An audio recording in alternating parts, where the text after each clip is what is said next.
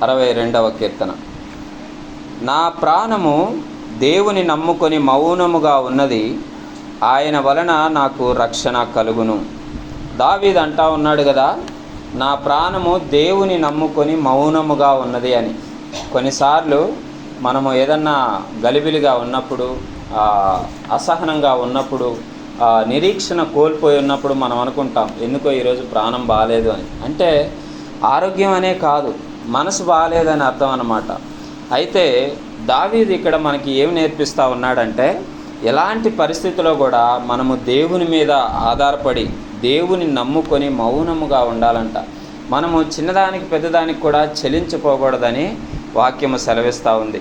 చూడండి, అన్యులు అయితే, దేవుని ఎరగని వారైతే, దేవుని ఆశ్రయించని వారైతే చిన్న ప్రమాదం, చిన్న అనారోగ్యం సంభవించినా ఆ రోజు నిద్ర పట్టని రాత్రులు గడుపుతారు. అయితే మనము దేవుని, జీవము గల దేవునిగా కలిగి ఉన్నాం కాబట్టి మనం ఎలాగుండాలంటే మౌనముగా, నెమ్మదిగా, సమాధానంగా ఉండాలి. అంటే చిన్నదానికి కూడా గాబరపడిపోయి మనము బెంబెలెత్తిపోకూడదని దావీదు సెలవిస్తూ ఉన్నాడు. అందుకే తన ప్రాణంతో తానే చెప్పుకుంటా ఉన్నాడు. విశ్వాసికి ఎవరో వచ్చి బూస్ట్ ఇవ్వాల్సిన పని లేదండి, ఎవరో వచ్చి ఎంకరేజ్ చేయాల్సిన పని లేదు. చూడండి, అన్యులు కానీ లేకపోతే కుటుంబస్తులు కానీ కొన్ని కుటుంబ కలహాలతో ఉన్నప్పుడు చాలామంది ఫ్యామిలీ కౌన్సిలింగ్కి వెళ్తారు. ఎక్కడెక్కడికో సైకియాట్రిస్ట్ దగ్గరికి, లేకపోతే లైఫ్ కోచింగ్ ఇచ్చే వాళ్ళ కాడికి వెళ్ళి కౌన్సిలింగ్ తీసుకుంటారు, భార్యాభర్తల మధ్య సంబంధం బలం పెంచుకోవడం కోసం. కానీ విశ్వాసికి ఆ యొక్క అవసరత లేదు. ఎందుకంటే నీకు కావలసిన ప్రతి ఒక్క నిరీక్షణ ఆధారమైన వాగ్దానము దేవుడు బైబిల్ నందు పొందుపరిచాడు. కాబట్టి నీకు బలహీనత ఉందా, వాక్యం చదువు. లేకపోతే దిగజారినట్టు నిరీక్షణ కోల్పోయి నిరుత్సాహంతో ఉన్నావా, వాక్యం చదువు. అందుకే దావీదు అంటా ఉన్నాడు కదా, ఏమంటా ఉన్నాడంటే, నా ప్రాణము దేవుని నమ్ముకొని మౌనముగా ఉన్నదంట. మనము దేవుని నమ్ముకుంటే నెమ్మదిగా ఉండగలమని వాక్యం సెలవిస్తూ ఉంది. ఎందుకని నెమ్మదిగా ఉండగలమంటే, ఆయన వలన నాకు రక్షణ కలుగుతున్నది. మనుషుల వలన కాదండి మనకు రక్షణ కలిగేది, లేకపోతే అధికారుల వల్ల, లేకపోతే అధిపతుల వల్ల కాదు రక్షణ కలిగేది. ఒకవేళ అధికారుల వల్ల రక్షణ కలుగుతుంది అనుకోండి, లేకపోతే ఒక నాయకుడి వల్ల రక్షణ కలుగుతుంది అనుకోండి, ఎన్నాళ్ళు కలుగుతుంది ఆ రక్షణ? ఆ నాయకుడు అధికారంలో ఉన్నంత వరకు, ఆ అధికారి ఆ ప్లేస్లో ఉన్నంత వరకే మనకి ధైర్యంగా ఉండగలుగుతాం. కానీ మనము అధికారులను కానీ నాయకులను కానీ ఎవరిని నమ్మడం లేదు.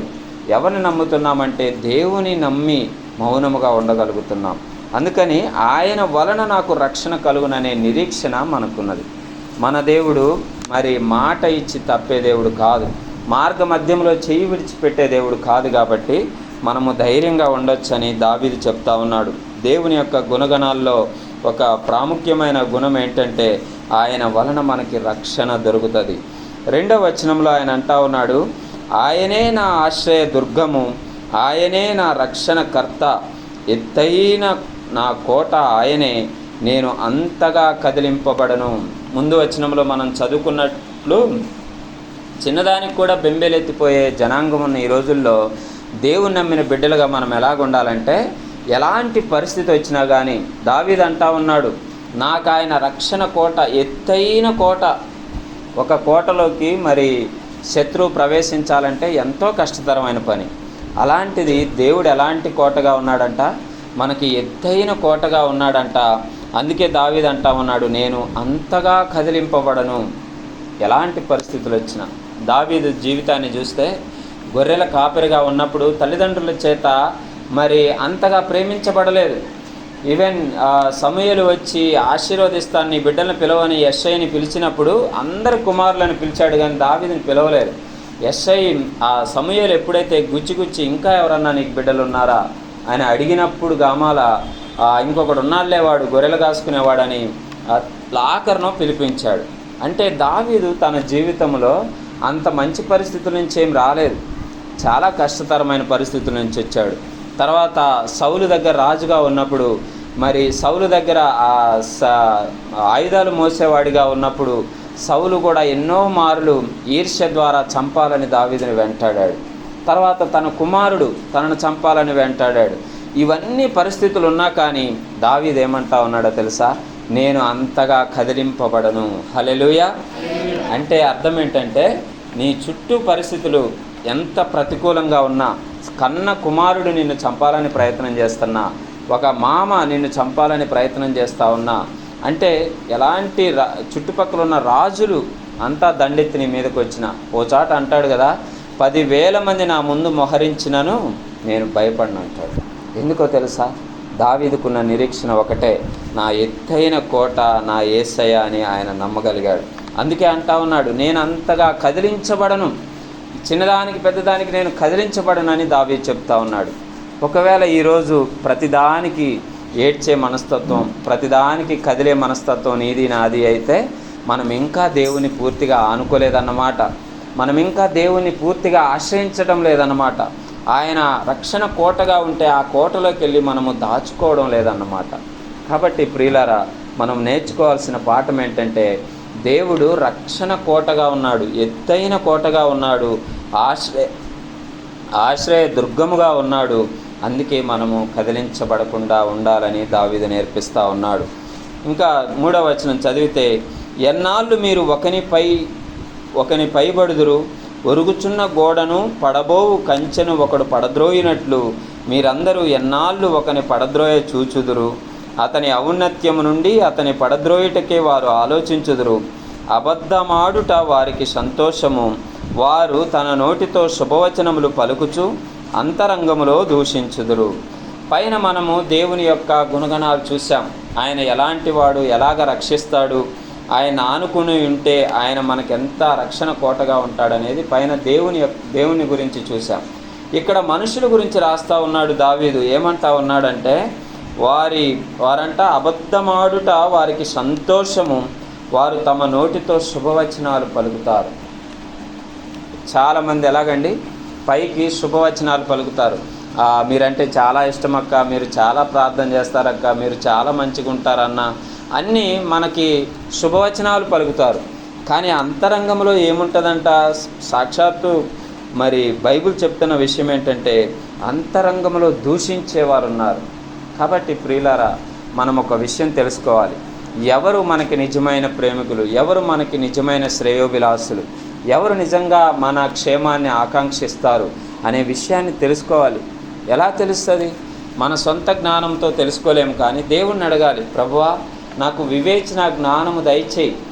ఎవరు నిజంగా నన్ను ప్రేమించేవారు, ఎవరు నిజంగా నా క్షేమం కోరేవారు, వీరు అంతరంగంలో కూడా నన్ను ప్రేమిస్తున్నారా, లేదా నోటి మాట ద్వారానే ప్రేమిస్తున్నారా అని దేవుణ్ణి అడగాలి మనం. చాలాసార్లు అండి యువతులు మరి ప్రేమలో పడిపోతూ ఉంటారు. పడిపోయి తర్వాత మోసపోయి తల్లిదండ్రులకు దూరంగా వెళ్ళి అంతా కోల్పోయిన తర్వాత అప్పుడు నిజమైన ప్రేమ కోసం పాకులాడతారు. అదే నువ్వు దేవుని దగ్గర వివేచన జ్ఞానం అడిగితే ఏది నిజమైన ప్రేమో దేవుడు బయలుపరుస్తాడు. కాబట్టి అందుకే దావీదు అంటా ఉన్నాడు, మనుషులైతే నోటితో శుభవచనాలు పలుకుతారు కానీ అంతరంగంలో దూషిస్తారు. కానీ దేవా, నువ్వు ఎప్పుడు పలికినా నాకు శుభవచనమే పలుకుతావు, నీ కృపే నాకు తోడుగా ఉంటుంది అని చెప్పేసి దావీదు అంటా ఉన్నాడు. 5వ వచనములో, నా ప్రాణమా దేవుని నమ్ముకొని మౌనముగా ఉండుము, ఆయన వలననే నాకు నిరీక్షణ కలుగుచున్నది. మళ్ళా తన ప్రాణంతో చెప్పుకుంటున్నట్లు ముందు వచనంలో రాసినట్లుగా రాస్తా ఉన్నాడు. అంటే దేవుని నమ్ముకొని మౌనముగా ఉండాలనేది దావీదు చెప్పే మూలవాక్యము. ఎందుకంటే ఆయన దగ్గర మనకి శాంతి సమాధానం ఉన్నదని దేవుడు తెలియచేస్తూ ఉన్నాడు. ఇక తర్వాత కింద వచనము చూస్తే 6వ వచనం, ఆయనే నా ఆశ్రయ దుర్గము, నా రక్షణాధారము, నా ఎత్తైన కోట ఆయనే, నేను కదిలింపబడను. నా రక్షణకు నా మహిమకు దేవుడే ఆధారము, నా బలమైన ఆశ్రయదుర్గము, నా ఆశ్రయము దేవుని యందే ఉన్నది. జనులారా, ఎల్లప్పుడూ ఆయన యందు నమ్మిక ఉంచుడి. దేవుడు వాక్యం ఏమని సెలవిస్తూ ఉన్నాడంటే, ఎల్లప్పుడూ దేవుని యందు నమ్మిక ఉంచాలి. మన నమ్మిక ఎంతవరకు ఉంటుందంటే అండి, మన చేతుల్లో సమస్య పరిష్కరించుకోలేమా అన్నంతవరకే ఉంటుంది. అంటే నేను ఎప్పుడు చెప్తా ఉన్నట్లుగా, ఒక చిన్న జ్వరం వస్తే మనము దేవునికి ప్రార్థన చేస్తాం. ఒక 101, 102 వస్తే 104, 105 దాకా చూపించింది అనుకోండి థర్మామీటర్లో, ఇక దేవుడు గుర్తురాడు. మనకి వెంటనే ఏ హాస్పిటల్కి వెళ్ళాలి, ఎవరిని ఆశ్రయించాలి, 10 మందికి ఫోన్ చేస్తాం, 104 ఉంది, ఫీవర్ బాబుకి పాపకి, ఏం చేయాలి అని చెప్పేసి. అంటే ఏంటన్నమాట, మన విశ్వాసము 102 వరకే పనిచేస్తుంది. ఇంకింతకన్నా ఎక్కువైతే అయ్యో డాక్టర్ దగ్గరికి వెళ్ళాల్సిందే అనే ఆలోచన ఉంది, కానీ మన దేవుడు ఇంకా గొప్ప కార్యాలు చేస్తాడనే ఆలోచన మనం మర్చిపోతూ ఉన్నాం.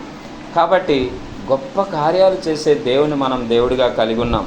అందుకే దావీదు అంటా ఉన్నాడు కదా, ఎల్లప్పుడూ ఆయన యందు నమ్మిక ఉంచండి. ఏ కొద్దిపాటి సమస్యలో కాదు, నీకు ఎలాంటి సమస్య అయినా, ఎంత బలహీనపరిచే సమస్య అయినా కానీ ఆయన యందు నమ్మిక ఉంచాలని దావీదు కోరుతా ఉన్నాడు. ఇంకా చివర 12వ వచనం చూద్దాం. ప్రభువా, మనుషులందరికీ వారి వారి క్రియల చొప్పున నీవే ప్రతిఫలం ఇచ్చుచున్నావు కాగా కృపచూపుటయు నీదే. హల్లెలూయా. అయితే ఇక్కడ దావీదు చివరి మాట ఏమని చెప్తా ఉన్నాడంటే, మనుషులందరికీ కూడా వారి వారి క్రియల చొప్పున ప్రతిఫలం ఇచ్చేవాడవు నువ్వయ్యా, కాబట్టి కృప చూపేవాడవు నీవని చెప్పేసి దేవుని స్తుతిస్తూ ఉన్నాడు. అంటే ఎలాంటి పరిస్థితుల్లోనైనా కానీ మనము దేవుని మీద ఆధారపడి ఉండగలిగితే ఆయన కృప చూపిస్తాడు. మన క్రియల చొప్పున ఆయన సహాయం చేసేవాడిగా ఉన్నాడు. కాబట్టి ప్రియులారా, మన క్రియలు మనం జాగ్రత్తగా చూసుకోవాలి. మొదటిగా ఏం చేయాలంటే దేవుని నమ్ముకొని మన ప్రాణముతో మౌనముగా ఉండమని చెప్పాలి. గాబరా పడిపోకూడదు.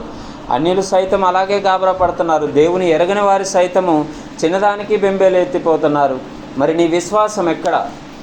అందుకే ఓసాట యేసు ప్రభు అంటాడు కదా, దోణె అలల్లో చిక్కుకొని ఉన్నప్పుడు, ప్రభువా మేము చచ్చిపోతున్నాం, నశించిపోతున్నాం, నీకేమీ బెంగలేదా, బాధ లేదా అని అన్నప్పుడు మీ విశ్వాసం ఎక్కడుందయా అని చెప్పేసి అంటాడు. కాబట్టి చిన్నదానికి పెద్దదానికి మనము గాబరా పడిపోయి దేవుని నామానికి మచ్చ తీసుకురాకూడదు. మనము నమ్మిన దేవుడు సజీవుడు, జీవము గలవాడు కాబట్టి ఆయన ఎంతైనా గొప్పవాడు. ఆయనని మనం ఆయన ఆశ్రయించగల, మనకి ఏదైనా చేయగల సమర్థుడు. ఆయన గొప్ప పెద్ద రక్షణ కోటగా మనకున్నాడని దావీదు చెప్తా ఉన్నాడు.